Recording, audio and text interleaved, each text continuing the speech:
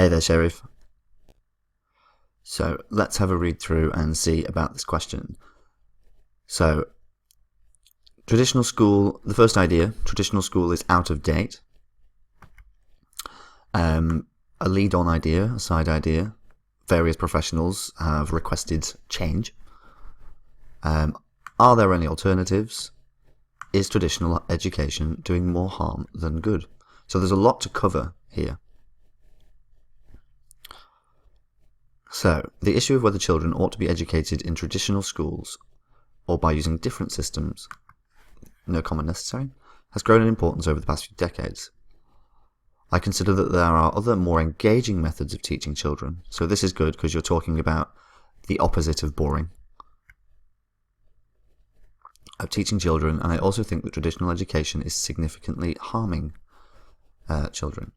So we've used children quite a few times here. So maybe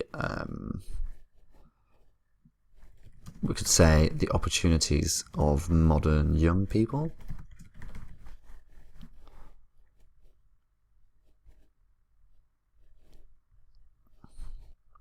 Also, we should really add by discouraging their innate abilities. And then we're also referring to this part here about stifling a child's natural talents.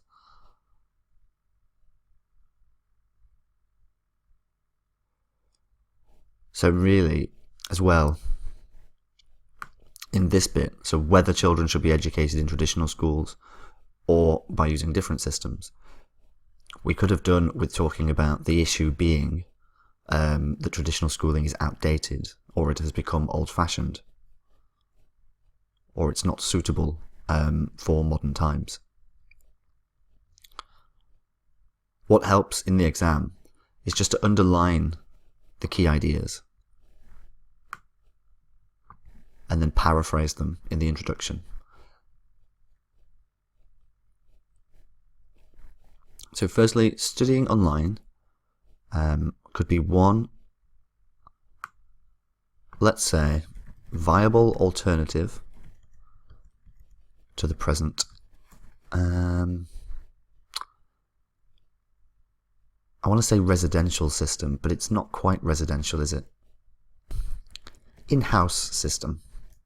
I want to refer to the idea that it's on-site, that people are required to go to a particular building. This is largely because this method encourages the use of computers. I would use here tablets or even smartphones, which youngsters so let's change this to which modern youngsters have an affinity with. Since they live in modern times and they are exposed to gadgets, they have an affinity with them. Moreover, this system consists of a group of engaging and fun activities which to be completed online, which makes the target of each lesson attainable. It makes it attainable with less difficulty and in considerably less time.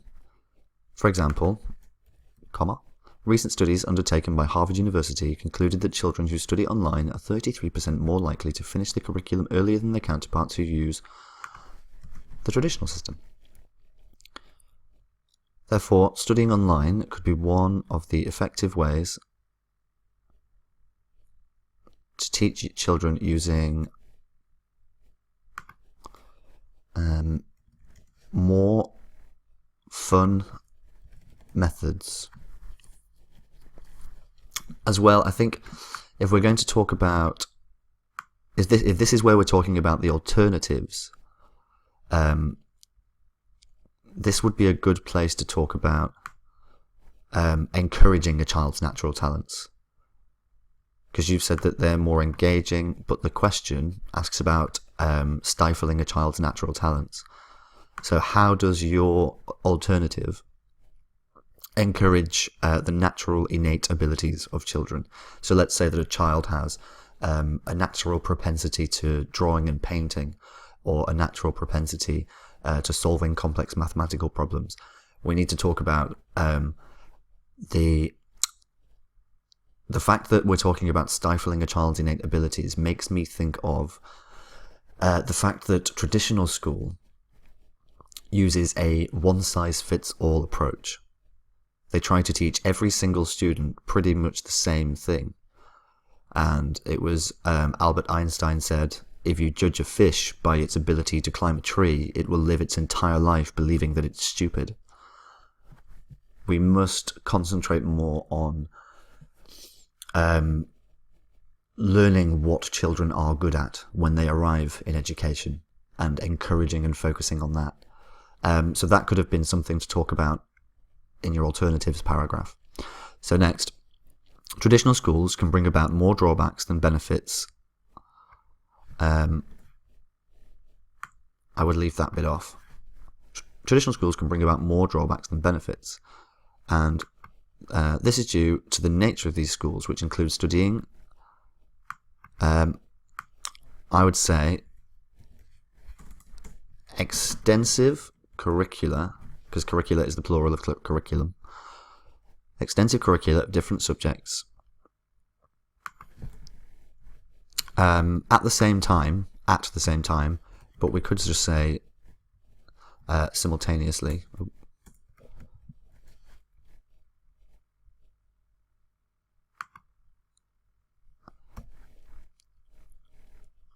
In addition to the stress caused by exams and the fear they may bring, I would say may, they may bring, it rolls off the tongue better. For instance, a recent research study conducted by Oxford University stated that children who study in traditional schools are 40% more likely to develop psychological diseases, I'd say illnesses, psychological illnesses than their counterparts who use other modern methods.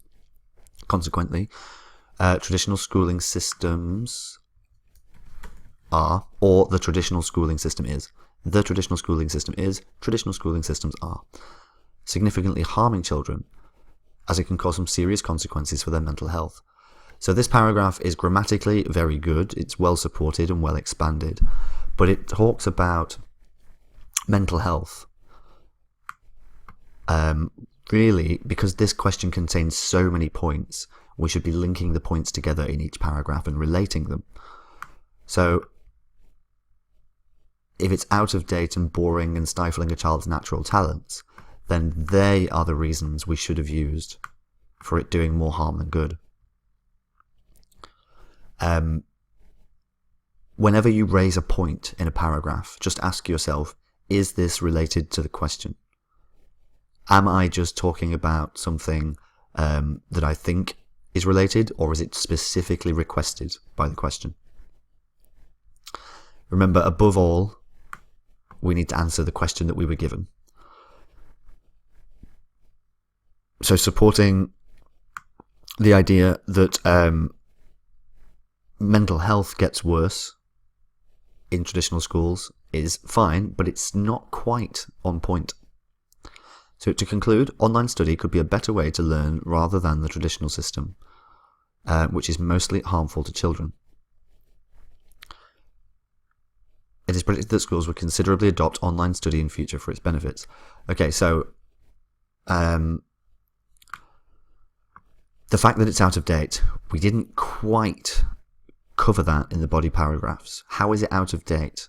What's outdated about it? How has it become old-fashioned?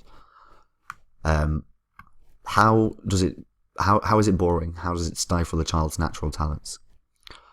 Alternatives, you did cover. But really those alternatives needed to be linked to these ideas. You did cover that it's going to be doing more harm than good, but again, they should have been linked back to these ideas. So in task response, like for instance, in lexical resource, you're minimum band 7. In grammatical range and accuracy, you are minimum band 7. In coherence and cohesion, you are minimum band 7. But in task response, you may be looking at a 6 if you don't cover this more fully.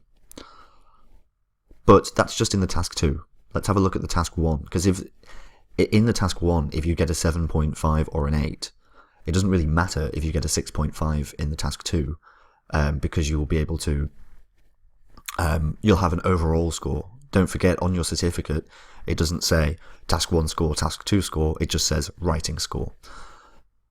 So let's have a look at your task 1. and see if you would get an overall 7. So a formal complaint. Dear Sir or Madam, I am writing with regard to the horrible experience I had last Tuesday when I visited your restaurant. Grammatically perfect. I arrived at your restaurant that day accompanied by my team to have lunch and discuss some work issues. When we ordered food, the waiter was in such a hurry that he could hardly wait for us to finish our orders. And when the food was served, we discovered that most of our dishes had been eaten by somebody before. Maybe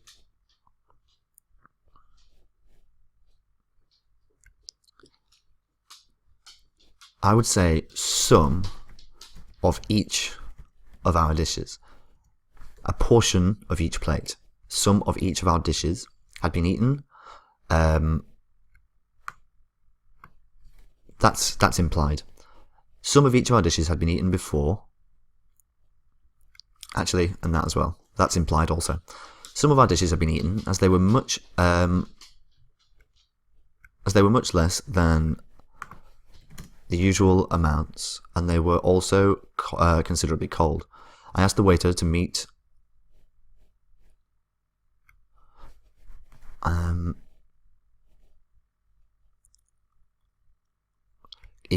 I asked the waiter to meet the restaurant manager. It sounds like you're saying you asked the waiter to go and have a meeting with the restaurant manager, but I think it means that you wanted to meet the restaurant manager.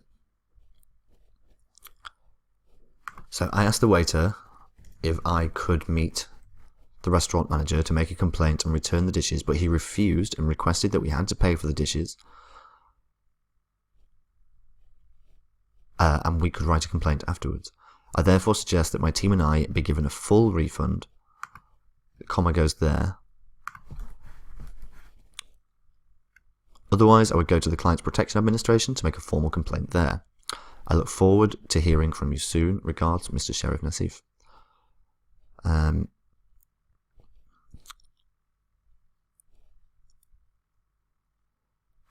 So you explain what happened. Good. You were polite enough. Fine. What do you want to happen? And firmness. Good. No, I think that's a very well-rounded response. Your tone is appropriate. You've covered all the information you were required to. I think I think you would be getting a 7 to 7.5 there. But it's the task response in your task 2s that really needs some attention. Just to make sure that you push yourself above that 7 point confidently. But I'll send this over to you immediately because I know you're in a bit of a rush. If you have any more questions for me, I will send you another 2 essays. If you do have time to do them, give them a go. But otherwise, all the best of luck in your exam, and I'll speak to you again soon.